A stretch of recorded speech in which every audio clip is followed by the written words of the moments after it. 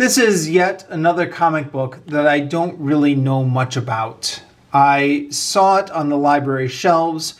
I picked it up on a whim. I've not read this series before. I don't know much about it. So with apologies, this is going to be yet another review in which I'm somewhat stumbling my way through and figuring things out as I go. Apologies in advance. As always, feel free not to watch, but if you do watch, please let me know in the comments if you know anything more about this series. So this series is about Dick Grayson. Now, Dick Grayson is somebody I actually do know a little bit about. I've been following his adventures in the New Teen Titans. Here he is over here. And if you've been watching this channel, you'll know that I've been doing a lot of New Teen Titans videos recently.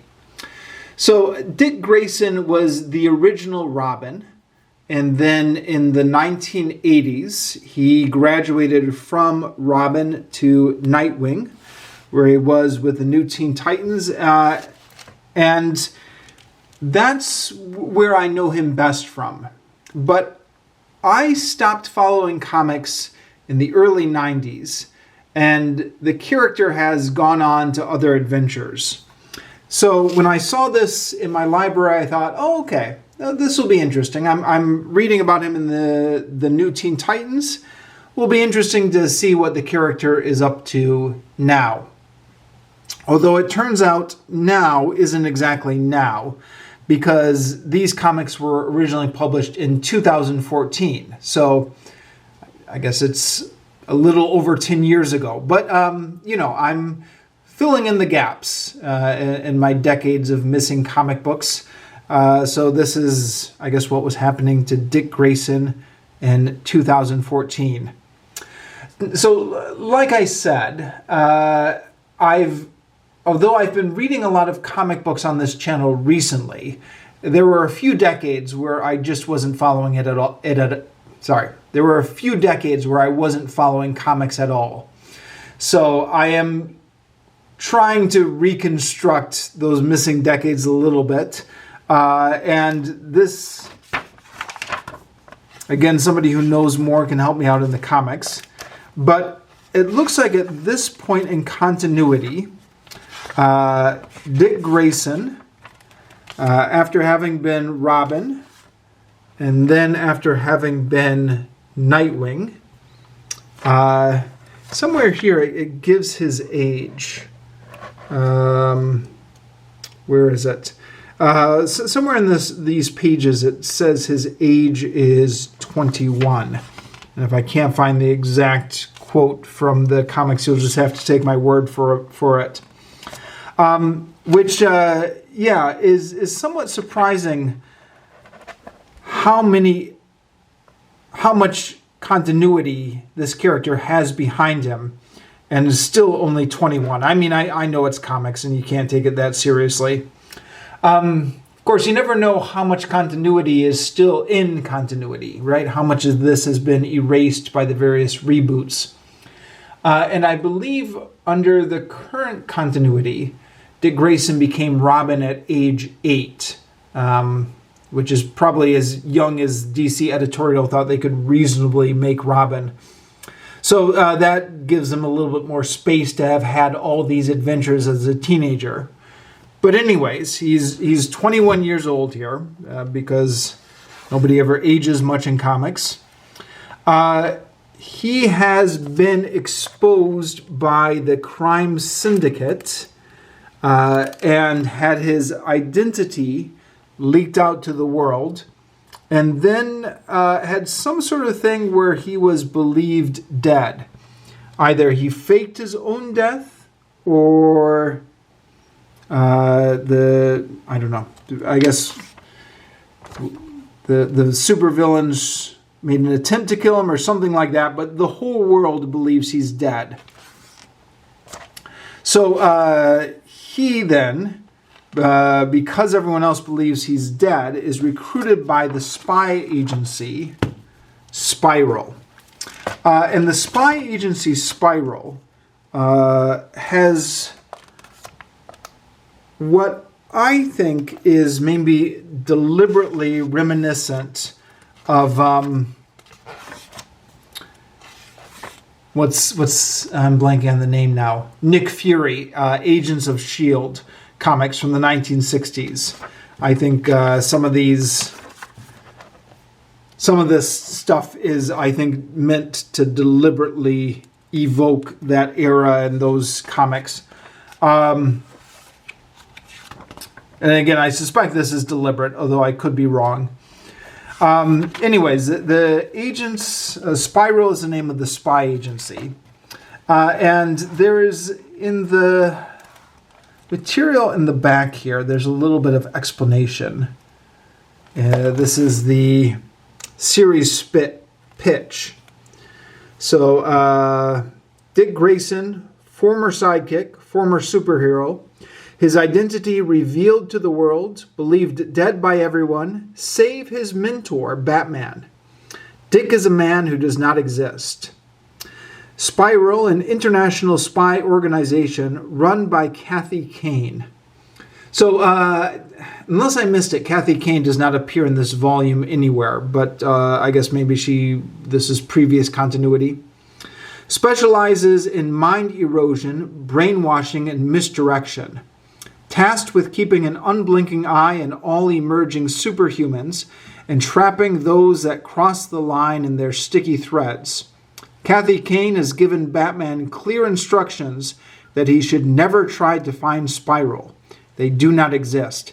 Again, this does not occur within this volume, but I guess this maybe occurs in previous continuity. Batman has never listened particularly well to instructions. Now clandestinely funded and backed by Batman, Dick Grayson will infiltrate Spyral, a spy for them and a spy on them. So, yeah, I guess that's the pitch here.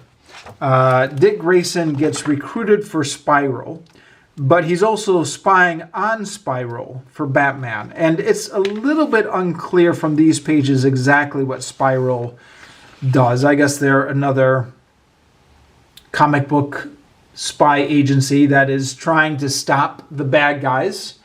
But as these organizations often are in comic books, they are headed by mysterious and somewhat shady forces who we're never really sure if they're on the side of good or bad. Now, Dick Grayson gets recruited by, let me flip back to her name here, a woman named, Helena Bertinelli, who I looked it up on Wikipedia, and her history in comic books goes all the way back to 1989, where she was introduced as the Huntress in the new post-crisis continuity. Since then, DC has rebooted its continuity many times, and I think at this point there's a new multiverse going on. This is, I believe, what's part of the New 52 era of DC continuity, which means the original Huntress is back in action in the multiverse, and so this character has gotten rebooted. According to Wikipedia, they gave her kind of a Southern Italian or a bit of a dark-skinned heritage to distinguish her from the other Huntress in the multiverse. So, yeah, I guess that's the history behind that character. But yeah, it looks like in this continuity, maybe this is her first history with Dick Grayson. She proposes him as the new Spyral agent. And they go on adventures together. Well, Dick Grayson is all the time reporting to Batman what's going on.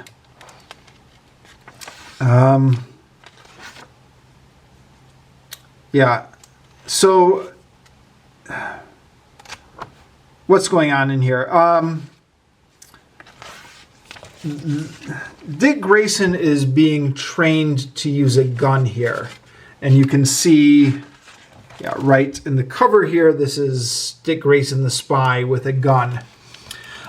This goes against the character's previous established personality, because, of course, Batman has his famous aversion to guns, and Dick Grayson is Batman's protege.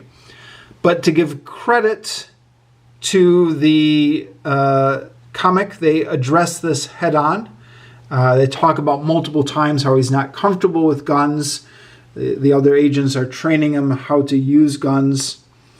And here's a classic cheesy thing.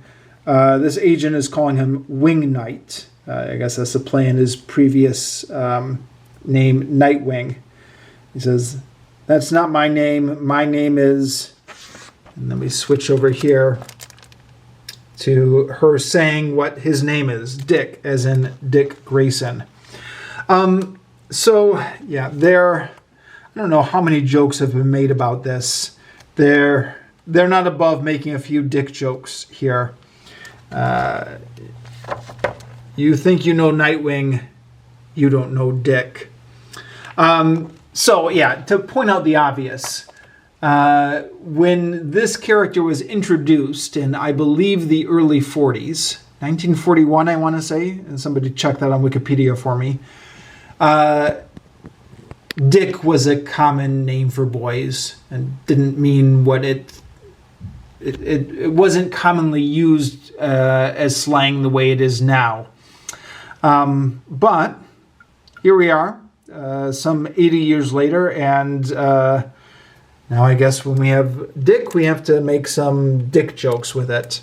And he's also sleeping with some of the other agents. He has a few other adventures here with other villains. The stories are all right. The series apparently has gotten highly praised. I don't know if it becomes more interesting as it goes on longer. There are only 4 proper issues in this volume, which makes it a rather slender volume. I mean, it makes you kind of wonder, what's the point even, right? If you're going to buy a graphic novel, pack it full of some more issues at least. But I think both Marvel and DC have started favoring these more slender graphic novels. If I was cynical, I would say it was so they could just sell more and make you pay more for getting all the issues. But who knows? It could be that readers prefer less issues. I don't know. So, the spy agency they're at is headquartered at Hadrian's School for Girls, where we have a lot of schoolgirls here who are pursuing Dick Grayson. And this is where things get a little bit, I don't know what's the word, obvious. So, yeah.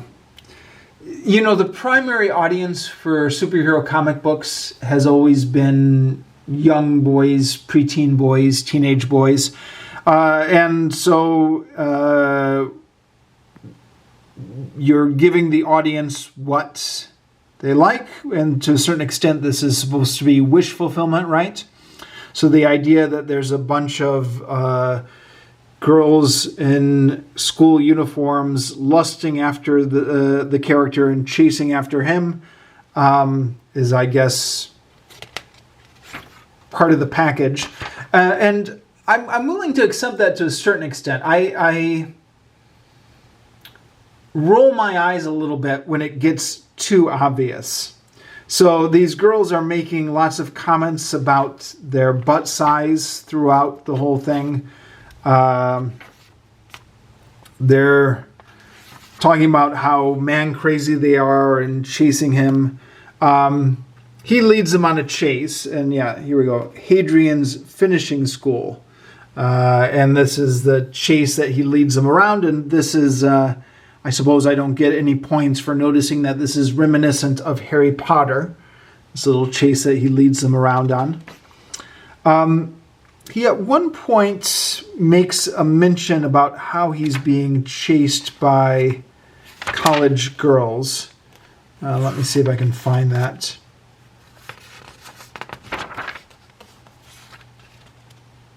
It's in here somewhere. Oh, yeah.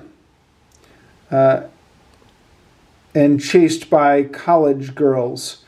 Now, college means something different in British English and American English. And I forgot to mention, this is being placed in... It takes place in Britain. For whatever reason, they decide to have it take place in Britain.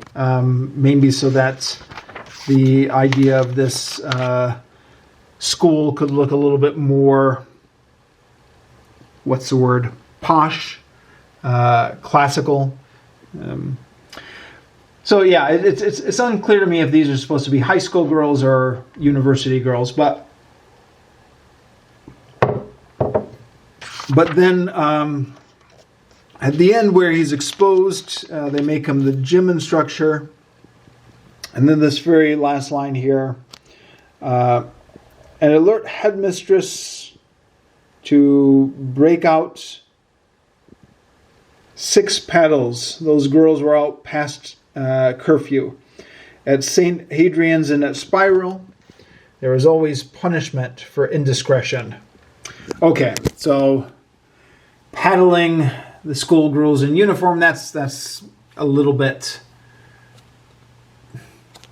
eye-rolling, huh? You're not being subtle about catering towards the male imagination at this point. But whatever. It's a comic book, huh? This is what comic books do. Can't complain about it too much.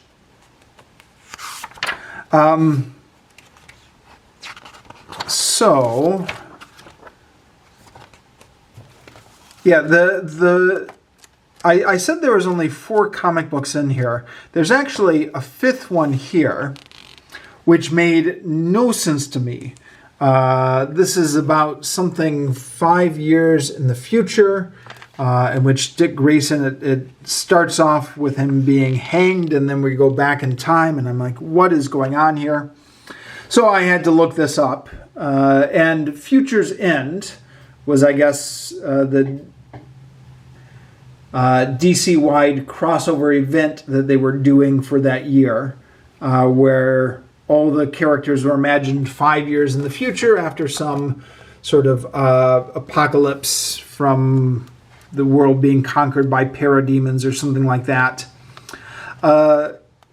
So, yeah, I don't know if this is worth complaining about. I feel like there should have been some introduction to explain that this issue here does not follow the continuity from this issue because this is going to the crossover event. To a certain extent, I think DC is assuming that their fans are all hardcore nerds who are up on this stuff. And certainly, to a certain extent, if you start explaining stuff, where do you stop? Huh? I mean, all these characters have convoluted backstories which need to be explained or not. But yeah, I found this confusing.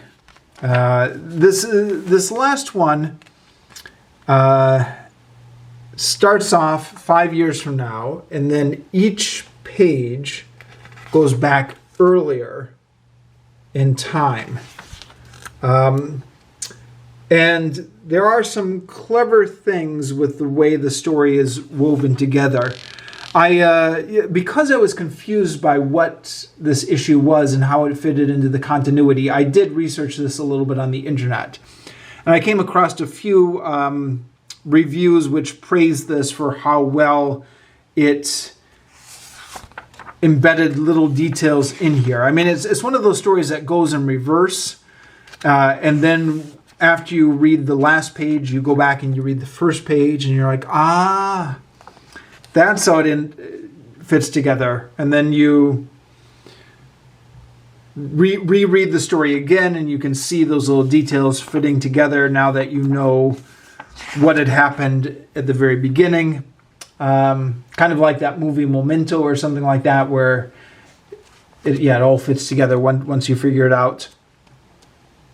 So, clever for what it is, I guess. A little bit confusing placed in this volume. And I think that's really all I have to say about this at this time. I'll keep my eyes open on the library shelves for any continuations of this story, but otherwise, this was interesting for what it was. It might be interesting to see how this series continues. It seems to have gotten a lot of praise. I wasn't overly impressed with these 4 issues, but maybe it gets better if you keep reading the series.